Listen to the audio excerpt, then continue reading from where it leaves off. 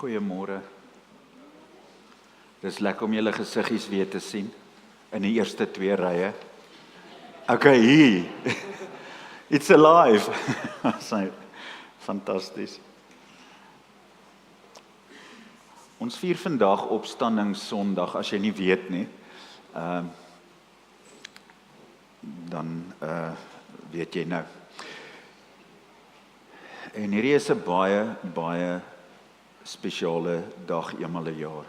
Ek dink ons het so groot fokus baie keer op die kruisiging.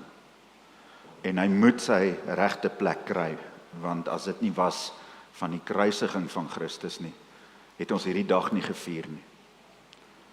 Maar ek vertrou dat die Here iets in my en jou hart vanoggend kom oopmaak oor die Opstandingssondag en die betekenis van dit in my en jou lewe, dat dit transformasie in ons harte sal bring. So ek gaan met jou skrif deel en ek gaan met jou inligting deel, maar eintlik vertrou ek die Heilige Gees om eintlik die prentjies vir jou in te kleur. So ek wil vra dat jy net so saam met my sal sit en laat ons net sal saam bid. Hemelse Heer, hoe merkwaardig is dit nie, dat ons vandag meer as 2000 jaar terug in dankbaarheid kan kyk na iets wat uit 'n ewige perspektief verandering in ons lewe gebring het. Here, mag ons deur die Gees gelei word. Ek stel myself as 'n bereidwillige offer voor U, sodat U naam nie net verheerlik word in wat ons sê nie, maar ook hoe ons optree hierna.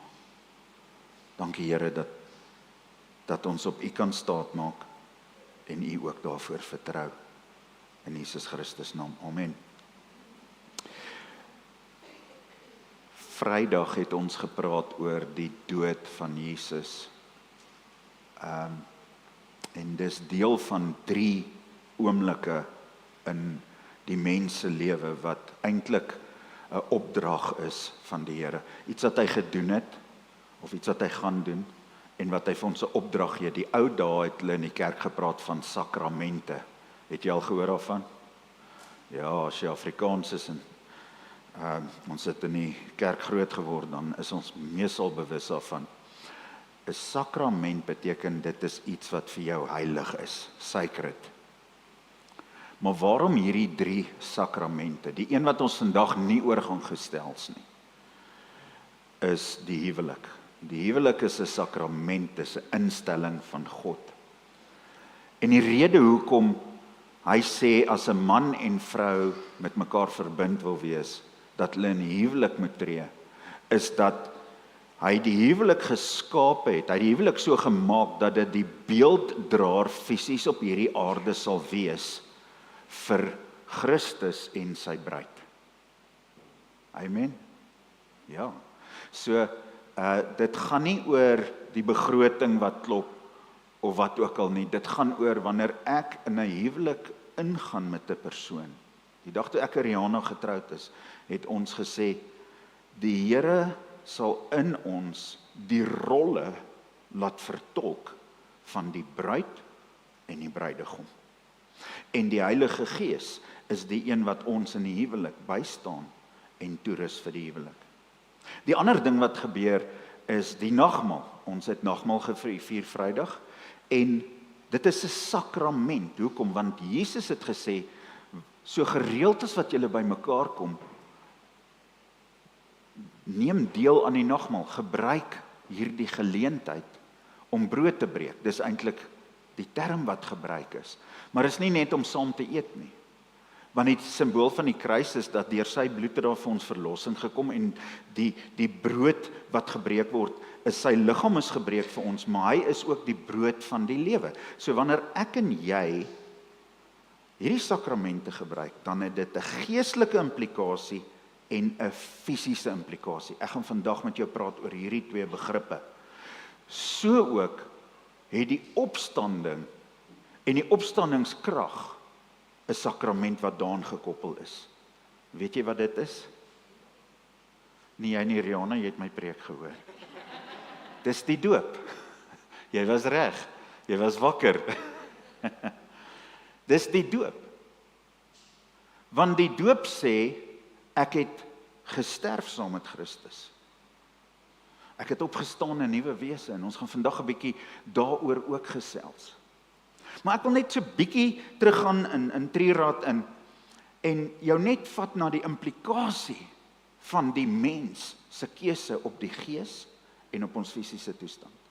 Jy weet, die dag toe Jesus gekruisig is, of toe die lot verseël is op hom, toe het almal gesê Barabbas moet loskom.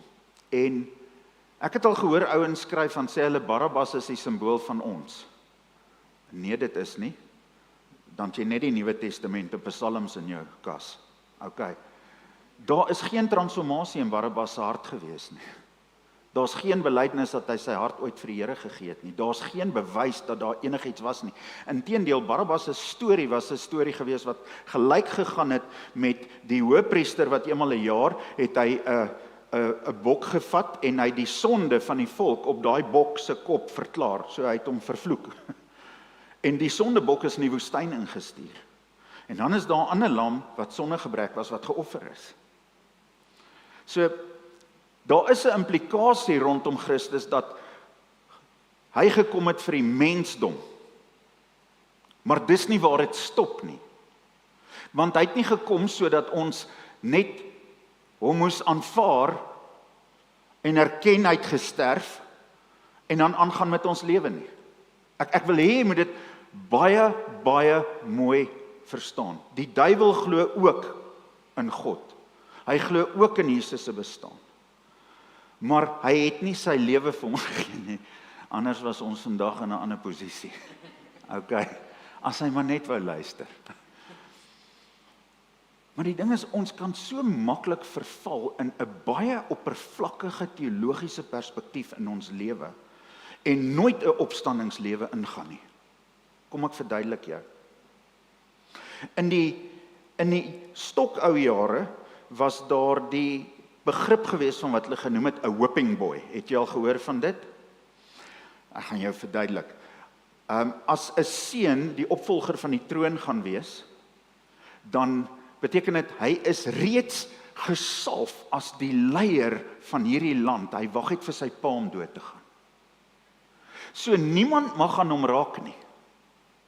So as hierdie kind nou deur hulle opvoeding gaan, dan mag die oppassers nie daai kind straf nie. So wat hulle dan doen, is hulle kry sy beste maatjie, en as hy iets verkeerd doen, dan straf hulle sy beste maatjie, en hoop dit gaan hom rehabiliteer. Waar was hy as hy gepaat is? Dan het jy moeilikheid. Maar dis die begrip van 'n whipping boy. En ek wil vir jou sê, Jesus is nie ons whipping boy nie. 'n Ander prentjie van die godsdienstigheid rondom Christendom. En ouens, hierdie wil ek hê jy moet met jou gees hoor. Dis nie oordeel nie, dis openbaring. Kan jy dit vat? Amen. Dankie my vrou. Ja, en sy stil vandag. As God sy seun gestuur het om vir ons sondes te sterf, en ons het dit maar net aanvaar, en ons het aangegaan soos Barabbas, dan het die kruis eintlik die Satan gedien in ons lewe. Want dan is ons vrygekoop en ons kon net aanhou om die duiwel te dien. Amen. Hallo, nou kry ek 'n amen. OK. Dis nooit die intensie van God dat ek en jy net moet sê ons gee ons hartjies vir Jesus en nou is ons gered en nou gaan ons aan nie. Daar bestaan nie so iets nie. OK. Daar is 'n oomblik van openbaring en dit het gebeur in die kruis toe die twee persone langs Jesus was. En die een het hom gemok en die ander een het daai ene bestraf en hy het gesê, dink aan my as u in die koninkryk is. En Jesus sê vir hom, omdat jy my storie gehoor het, dit jou aangeraak het, jou lewe verander het, sal jy vandag nog saam met my in die paradys wees. Dit is 'n oorgee. En wat ek vir jou wil skets met al hierdie is, sonder 'n persoonlike openbaring van God is dit onmoontlik om die omvang van redding te verstaan. Dit kan nie 'n kopding wees nie. Dis 'n ding wat in jou gees gebeur. En baie keer dan gee ons vir die Here die keuse. Ons sê, Here, ons kies dit wat aan die kruis gebeur het. Maar ons stiek by die kruis en ons kom nie by die opstandingslewe nie. En sonder die opstandingslewe is dit onmoontlik om God tevrede te stel. Want opstandingslewe is om jou geloof in Christus se redding te plaas in aksie en vernuwing in my lewe. So in Johannes 20, nou begin ons die inleiding is klaar, hoor. Vroegie sonnagoggend, toe dit nog donker was, kom Maria Magdalena by die graf en merk op dat die klip voor die graf weggerol is. Sy hardloop toe en kom by Simon Petrus en die liefling disipel. Weet julle wie's dit? Johannes, daar is hy. En sê vir hulle het die Here uit die graf weggeneem en ons weet nie waar hulle hom neergelê het nie. Dis nie 'n geloofstelling nie. Petrus en die ander disippels het uitgekom en na die graf toe gehardloop. Die twee het saam gehardloop. Maar die ander disipel het vinniger as Petrus gehardloop en eerste by die graf aangekom. Is tipies Johannes. Waar's Jesus? Daar gaan hy. Okay. Maar hy is 'n bangbroek. Toe hy vooroorbuig, toe hy vooroorbuig, sien hy net die linnedoek daar lê, maar hy het nie ingegaan nie. Hy was bang. Simon Petrus het na hom ook daar aangekom en by die graf ingegaan. Hy sien toe ook die linnedoeke daar lê en die kopdoek wat om Jesus se kop was. Die kopdoek het nie by die ander doeke gelê nie, maar was eenkant gerol. Dis ouens. Hier is 'n verskriklike sterk simboliese profetiese oomblik wat hier plaasvind wat ek vir jou wil verduidelik. Hierdie teken van hierdie kopdoek gaan oor meer dat Jesus net sê hy's klaar met die wêreld. Dit beteken dit ook. Maar dit beteken fisies dat God se offer aan die kruis aanvaar is. Dink mooi in die Ou Testament. Die hoëpriester sal die lam of wat ook al geoffer word, sal hulle hom ondersoek en kyk en daar's geen gebrek aan hom nie. En dan sal hulle hom op die altaar sit. En in Moses se tyd en selfs later het die vuur van die hemel oor daai altaar gekom en dit beteken die Here het hom aanvaar en dit het hom verbrand. Hulle het nie vuurhoutjies nodig gehad nie. Okay. Wanneer 'n ou klaar geëet het, julle ken daai storie en hy die lappie mooi opgevou, dan beteken dit it is done, ek is klaar. Daardie linne van die kopdoek wat opgevou was soos die bewysstuk in 'n hofsaak om te sê hy het opgestaan. Julle gaan hom nie kry nie.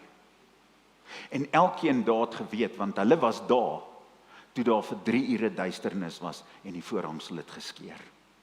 Almal was bewus van wat daar gebeur het. Hulle was so bang vir die opstanding dat hulle soldate aangestel het. Daar was nie soldate aangestel voor grafte nie. Die Romeinse ryk was in skudding. En hier is hierdie hofsaak beslissing. En hierdie beslissing het nie net gebeur op fisiese vlak nie. Fisies het hulle gesien, hy het opgestaan, hy het weer aan hulle verskyn, hy het weer 'n paar keer met hulle gesels, en hy het hulle ook 'n opdrag gegee daarna. Maar in die gees was dit om die vyand iets te wys en 'n proklamasie te maak, want daardie opgerolde kopdoek vir hulle wat in Christus is die stempel van die opstandingskrag van die Here. En ek gaan dit vir jou mooi verduidelik. Dis hoekom toe Jesus uit die dood opgestaan het, was hy die eerste een wat opgestaan het, sodat ons almal kan opstaan uit ons geestelike dood. En is nie net as ek doodgaan nie. Ons gaan dit nou sien. Jy weet, die ou aan die kruis langs Jesus was die eerste bekeerling in die Bybel. Daar soveel eerstes.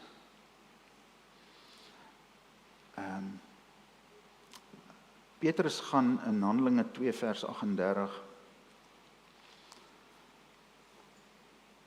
en jy kan so lank sien toe draai, maar ek wil hê jy moet verstaan dat hy gaan en hy verduidelik vir hierdie mense wat hulle harte vir die Here gee, hierdie eerstes in die geloof, en hulle vra wat moet ons doen? En hy sê vir hulle, kom tot inkeer, maak reg met God verhouding. Laat julle in die naam van Jesus doop, sodat julle sondes vergewe kan word. Wow, is dit 'n vertalingsfout?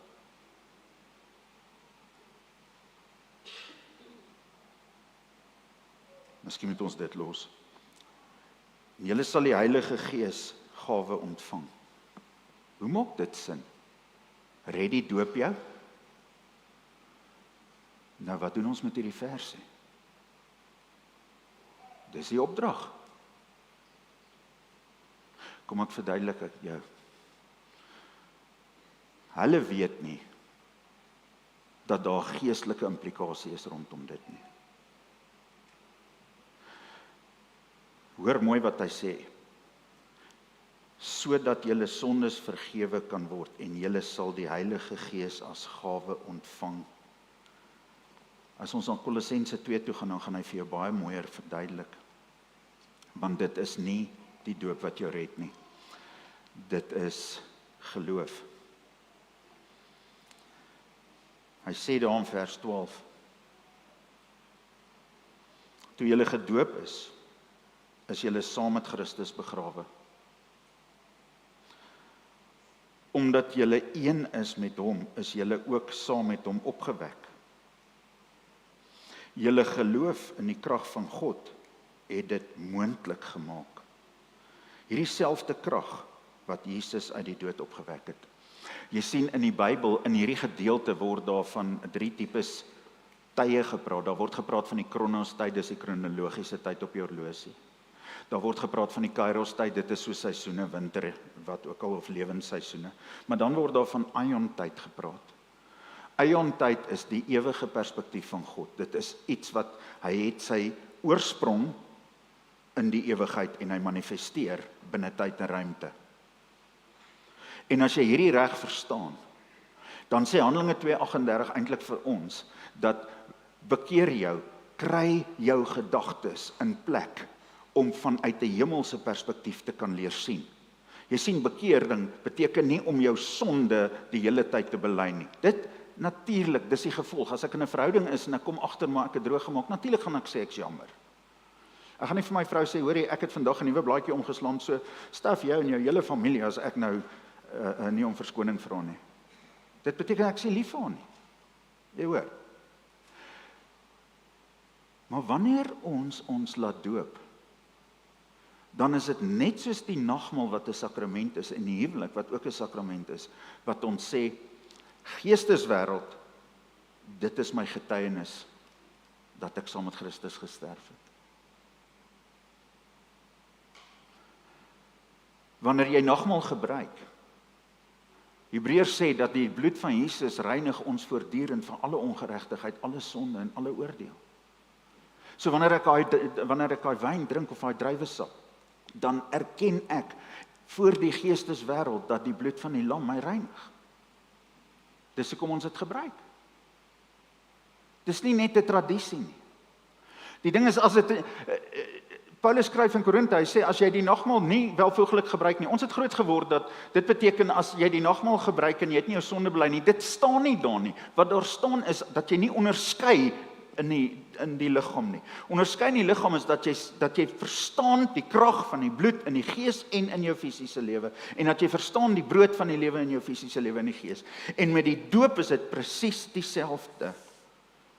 Ons maak 'n stelling in die vlees, maar ons maak 'n stelling met geestelike implikasie. Wat ons nou doen in aardse tyd, resoneer weer terug in Aion tyd in. Verstaan jy wat ek sê vanoggend? Dankie Rihanna. Hy gaan verder, en hy sê in vers 13, en ons kyk na die fisiese impak. Julle was eintlik dood, omdat julle gesondig het, en omdat julle sondige geaardheid nog nie weggeneem was nie. God het julle egter saam met Christus lewend gemaak. Hy het ons al ons sondes vergewe. Dis die implikasie op my aardse tyd. Maar nou kom maar hierdie geestelike impak in die volgende gedeelte, in vers 14 en 15. Hy het die dokument met voorskrifte, wat as klagstaat teen ons gedien het, uitgevee, en het vergoed weggevat, deur dit aan die kruis vas te spyker. So het hy die regeerders en die gesagvoerders ontwapen. Dis nie die keiser nie, ouens. Dis die demoniese magte en owerhede in die lig. Dis hulle wat vanuit die Aion tyd oor ons lewe probeer heerskappy kry. Maak dit sin? Hy het hulle in die openbaar bespotlik gemaak, deur aan die kruis oor hulle te triomfeer. Die voorhangsel het geskeur met Jesus se dood, sodat geen godsdienstigheid meer tussen ons en hom gestaan het nie.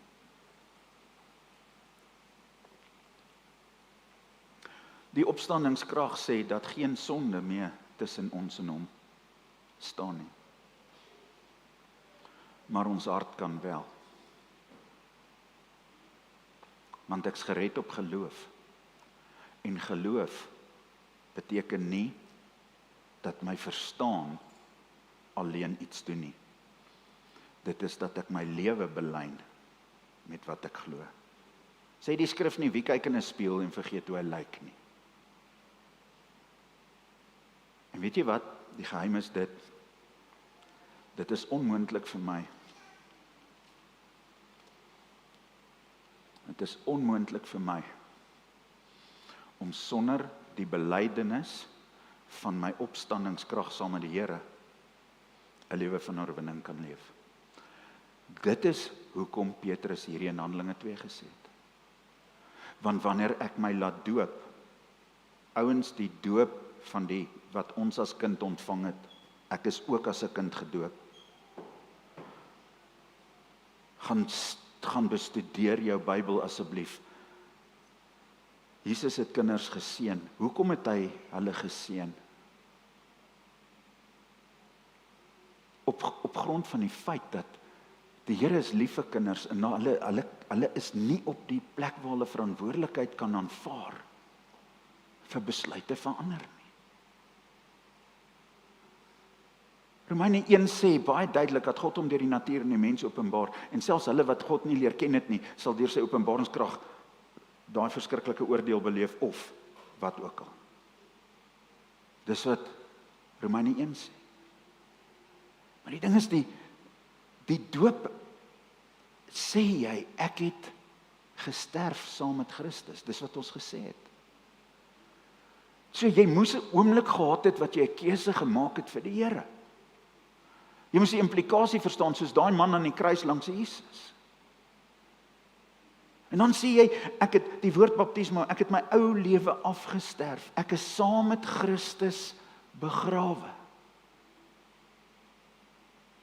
En ek het saam met hom opgestaan uit die dood uit. Dis die enigste ware belydenis wat ek en jy as Christen het. Ek sien jy skarrel rond vanoggend. Ouens, hierdie wat ek met jou deel, kan jou hart red, nie jou siel nie. Want wanneer ek my laat doop, dan sê ek vir die geestesmagte en owerhede, ek het saam met Christus gesterf. Ek het opgestaan. Dieselfde geestelike implikasie wat daar was met die nagmaal en hoekom ek en jy nagmaal gebruik. daardie selfe implikasie het in die geesteswêreld 'n impak. En hoor mooi, Petrus het gesê, bekeer julle en laat julle doop. Die begrip wat hy gesê het tot geregtigheid van sonde. Wat hy eintlik daar gesê het, is om die righteousness in te stap teenoor die sonde. Dit is die korrekte vertaling. So inderdaad, die doop red jou nie. Maar die doop is soos daai opgevoude doeke, wat daar lê en in die geestesrealm verklaar, Jesus het opgestaan. Dit is finaal, dit is volbring, dit is voltooi, dit is ewig, dit is kragtig en niks kan dit keer nie. Wanneer ek my laat doop, dan sê ek nie net vir die mense om my, ek het gesterf nie. Ek sê vir die geesteswêreld, vir elke autoriteit, vir alles wat jou wil onderdruk, vir alles wat leuns vir jou vertel, vir alles wat jou in skuldskaamte en seer wil los, sê jy in die gees, jy het geen mag oor my nie. En dis hoekom hy sê, en dan sal jy die Heilige Gees as gawe ontvang. Weet jy wat, jy het hom klaar gekry. As ek vir jou geskenk gee, kan ek vir jou die geskenk gee en jy kan daar staan. Nee, ek is geseën as kind, ek het nie hierdie nodig nie. Maar jy sien, wat Petrus hier sê is, maak jou verklaring, want ek wil hê, jy moet staan in jou autoriteit in die Gees. Want ek wil jou meer as 'n oorwinnaar maak. Ek wil nie jy moet 'n chicken wees wat die hele tyd na my toe hardloop en niks oorwin in die lewe nie. Ek wil jou bemagtig deur die krag van jou getuienis, deur die bloed van die lam en dat jy jou lewe nie liefhet nie. Openbaring. En dis hoekom die oomblik wanneer ek my laat doop uit gehoorsaamheid, nie hoe ek voel nie wat my oupa sê nie. My ouers was so kwaad vir ons gewees. Hulle het vir 'n jaar nie met ons gepraat nie. En weet jy wat? As ek moet terugkyk en verwysing, sal ek dit weer en weer doen. Want weet jy wat? My ouers is daarna gedoop. Ja, my dogter word vandag gedoop. Jammer my vrou doop, ouma. Dis die Here. Nee, ek genade dit. Ek het die voorreg gehad om my seun te doop. Ons doen dit so in ons huis. Maar ouens, ek sê dit vir jou uit liefde. Elke stuk godsdienstigheid in jou sal rebelleer, want die doop breek godsdienstigheid. Kom ons gaan terug hier na Johannes 20 toe, kan ons die musiekspan vorentoe kry?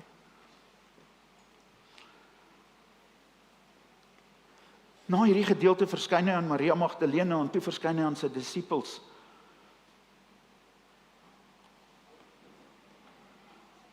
Ek gaan 'n bietjie vroeër begin by vers 19. Hy sê, gedurende die vroeë aand, op die Sondag, terwyl die deure uit vrees vir die Jode gesluit was, het Jesus se disippels bymekaar gekom. Jesus het tussen hulle gaan staan en vir hulle gesê, vrede vir julle. Nadat hy dit gesê het, wys hy sy hande en sy sy aan hulle. Die disippels was baie opgewonde om die Here te sien. Eerste ding wat hy sê, vrede vir julle. Hy het opgestaan, ek wil vandag vir jou sê, vrede vir jou. Mag jy vrede hê. Net soos die Vader my gestuur het, stuur ek julle ook. Dis ironies, die disippels, toe hulle nou wil gaan en amok maak, toe sê hy, nee, gaan wag vir my in Jerusalem. Want julle sal die Heilige Gees ontvang. En julle sal my getuies wees. Hoor hierdie kruis, die stukkie wat hier staan. Hy sê, net soos my Vader gestuur het, stuur ek julle ook. En nadat Jesus het gesê het, het hy oor hulle geblaas en vir hulle gesê, ontvang die Heilige Gees.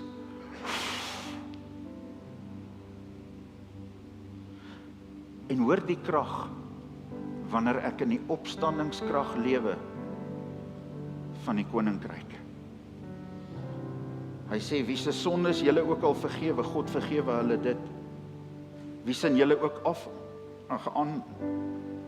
wie julle ook al handhaaf, God handhaaf dit. Beteken as jy nie vergewe nie, God sal jou eer. Hy sê nie, ek en jy het soos die ouens in die ou dae gedink het, die predikante die sleutels van die hemel nie. sê, wanneer my gees in jou woon, gaan jy in lyn met my hart optree. Jy gaan my uitspraak oor hierdie aarde wees. Jy gaan my krag tentoonstel waar jy ook al gaan. En jy gaan so in lyn met my wees, dat jy uitsprake gaan maak, wat jy dink jy maak, maar dis eintlik ek wat dit in en deur jou maak. Ek wil jou vandag challenge, miskien sit jy hier, en die opstandingskrag is net, opstandingssondag is net nog iets.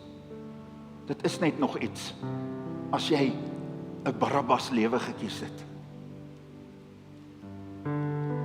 Maar dit is 'n kragtige iets, as jy uit gehoorsaamheid, soos Petrus in Handelinge 2, sê, Here, ek gaan anders dink.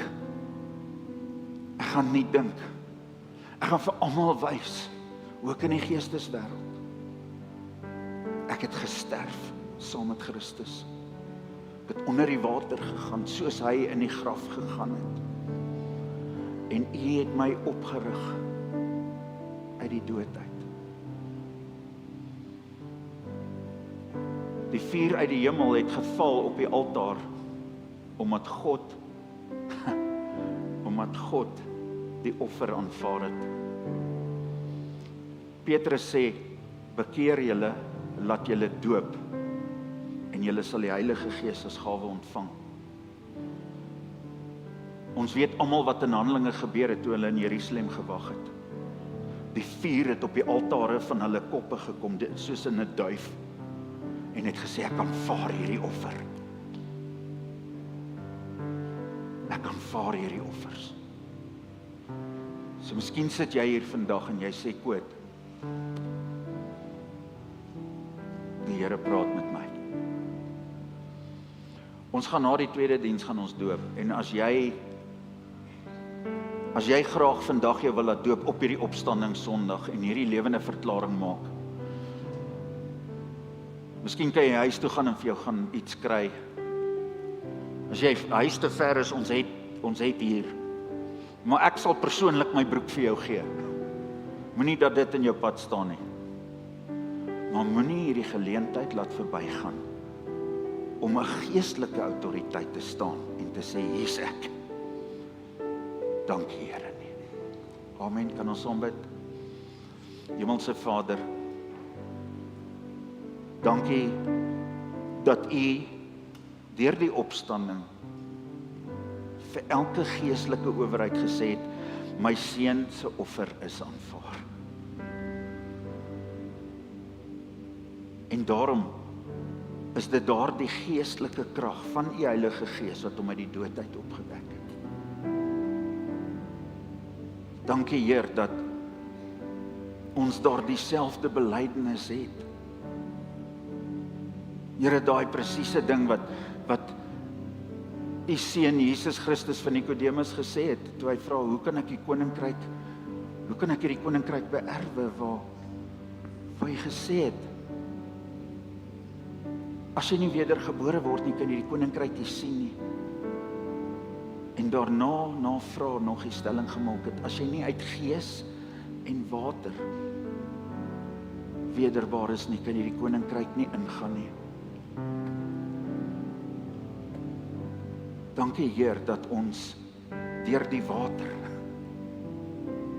kan getuig dat ons kinders is van die koninkryk, dat ons die opstandingskrag in ons het, en dat die Gees saam met ons getuig dat ons in daardie autoriteit staan.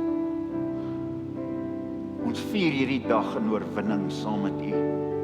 Nie net oorwinning vir elke persoon wat U naam aangeroep het nie, maar ook vir elkeen van onsself.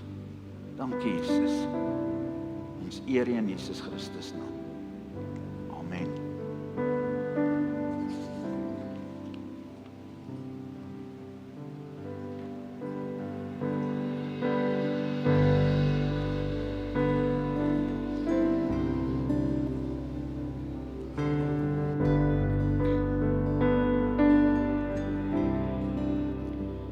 How great the chasm that lay between us, how high the mountain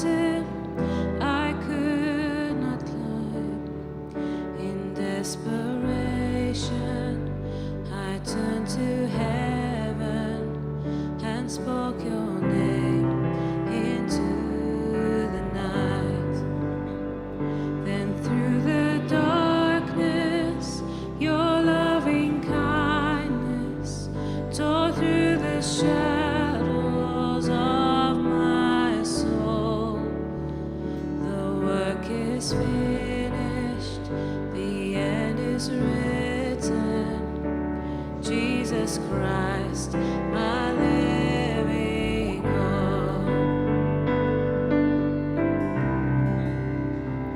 Who could imagine so great a mercy? What heart could fathom such boundless grace? The God of ages stepped down from glory to wear my sin and bear my shame. The cross is spoken, I am forgiven. The King of Kings calls me his own. Beautiful Savior, I'm yours forever. Jesus Christ, my living hope. Hallelujah, praise the one who set me free. Hallelujah, death has lost its grip on me. You have broken every chain. There's salvation in your name, Jesus Christ, my living hope. Hallelujah, praise the one who set me free. Hallelujah,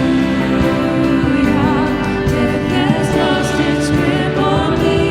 You have broken every chain. There's salvation in your name, Jesus Christ, my living hope.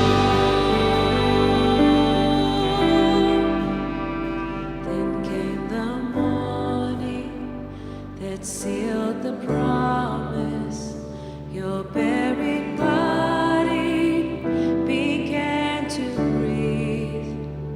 Out of the silence, the roaring lion declared the grave has no claim on me. Then came the morning that sealed the promise. Your buried body began to breathe. Out of the silence, the roaring lion declared the grave has no claim on me. Oh, Jesus, yours is the victory.